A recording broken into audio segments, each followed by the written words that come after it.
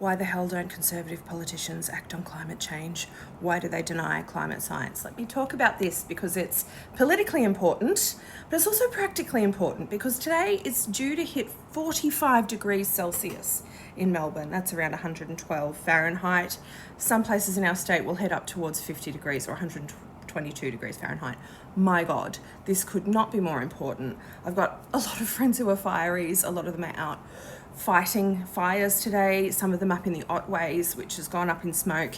And it's really terrifying because in the last couple of years, the fire season has seen events in which catastrophic floods have hit at the same time that catastrophic fires have hit. So up in a patch of Victoria just near Melbourne, we had fireys actively on the fire front while others were making sure that cars weren't swept out to sea, and some of them were swept out to sea.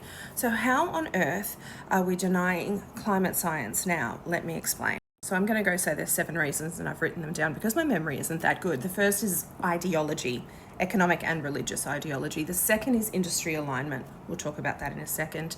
The third is distrust of experts and institutions. Oh, the fake news media. The fourth is the threatening of national identity stories, the way that climate change interacts with that. The fifth is short election cycles, but long-term problems. And the sixth is actually culture war dynamics. Damn culture wars. I counted to 7, but there's only 6. Sorry about that. Like I said, not that smart. So let's talk about economic and religious ideologies first. Obviously, conservatism, political conservatism is something that is not just a social standpoint, it's also an economic standpoint.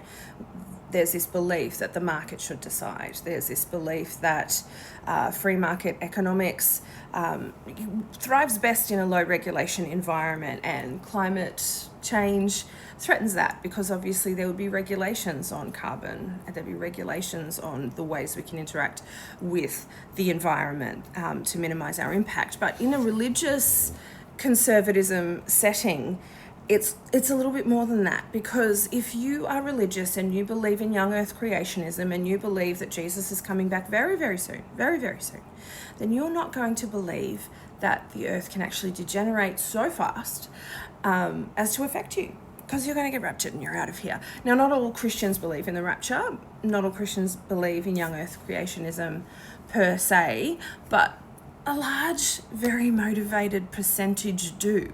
And that very motivated percentage is really vocal right now.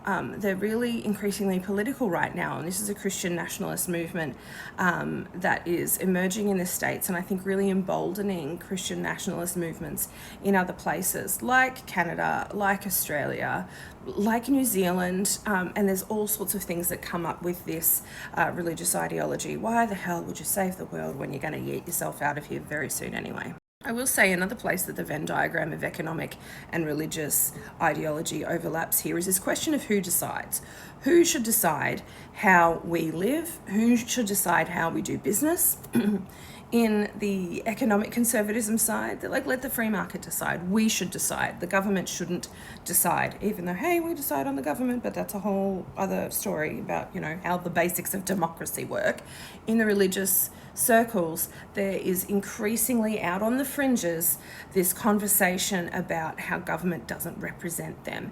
And it's part of this culture war. It's part of this culture of identity politics, backlash politics, this idea that Christians are disenfranchised or persecuted, even though statistically across the world they're one of the most privileged groups. So that feeds into sort of distrust of experts and distrust of institutions, because to a lot of people the government of God is higher, the wisdom of God is higher.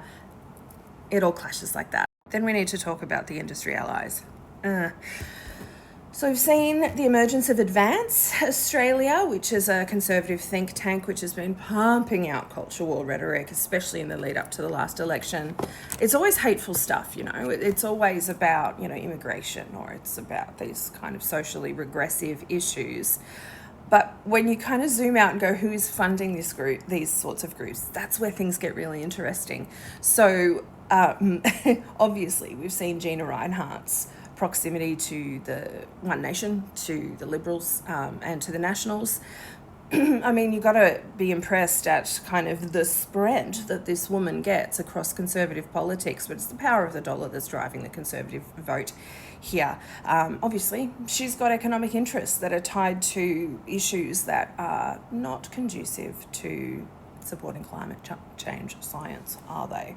But also, if you look broadly overseas, and I don't think Gina directly funds Advance, but I think it might be funded by something like the Atlas Network, which is a group of very wealthy, entrepreneurs, very wealthy souls over in the US that are funding these conservative think tanks. When it comes to these sorts of ideologies, follow the money. If you're not following Lucy Hamilton's work on this, you should. She's very good.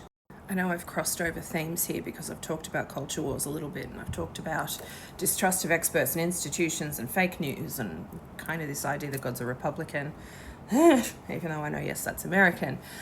But let's talk about how climate change actually threatens sort of these national identity stories. And I've written this down because I can't remember it. I'm going to read it. Climate change challenges comforting national myths. So things like endless growth, resource abundance, human mastery over nature, whereas conservative politics leans heavily on tradition, continuity, and stability. So climate science can challenge this a little bit. The idea that we have a crisis that we have to act on is vitally important.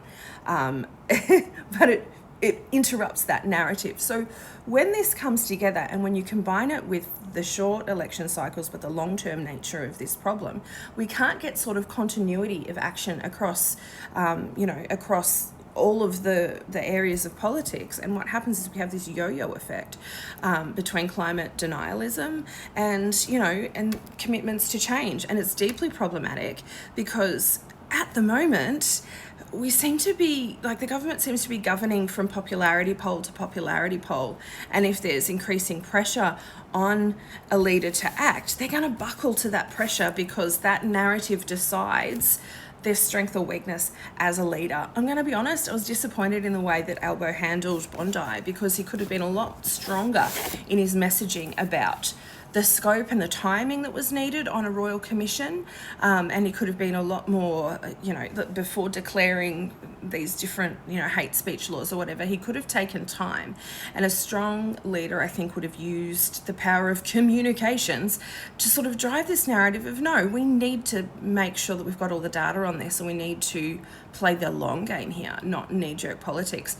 When you apply these sort of culture wars, these short election cycles, these popularity politics, when you apply all of that to climate change, an issue which is so emotive to Australians on an identity level, if they're out on the conservative arm, and so important to big mining industries like coal and oil and gas, then it's tricky. So if you're suffering through the heat today and thinking accurately, this never used to happen, you never used to have, CFA guys crawling through floods in order to go put out fires, and no, you can't use the same water, this is part of the reason why. Economic ideology, religious ideology, industry partners, culture wars, short election cycles, identity stories, and distrust of experts and institutions. What a party. How are we going to solve this problem? I don't know, not in this 10 minutes.